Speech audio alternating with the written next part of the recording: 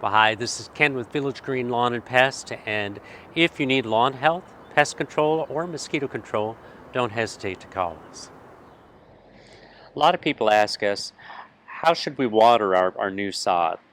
Well, the challenge in answering that is here in the Dallas area, one day it may be 60, 70 degrees, and then the next day we may be at 80, 90, and then we may drop back down. So the, the main thing to keep in mind is to water it quite a bit the first week or two.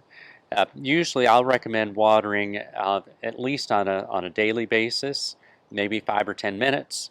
And then as after a week or two, then you start eliminating days out of the watering.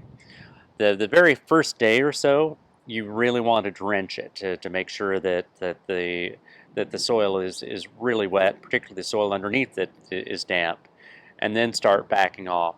The thing is that this sod, it really only has about an inch of soil to it, and that means it only has an inch of roots as well.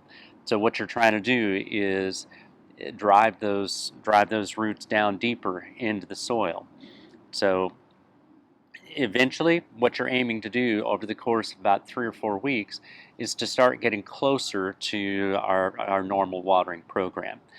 The best thing to do is to watch it, and as you start backing off, watch the grass and see if it looks like it's drying out. This is St. Augustine grass, and what it'll do is, if it starts drying out, this leaf is going to fold in half in the middle, and you'll see a little bit of a difference in the color, and that's okay.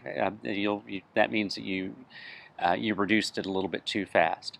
You will also notice that some sections of the lawn, you're going to have a patch here and a patch there where that's going to brown out. That's okay also, that's pretty normal. What you'll probably want to do is to hand water those couple of spots. It could be that soil just wasn't quite as good on that patch.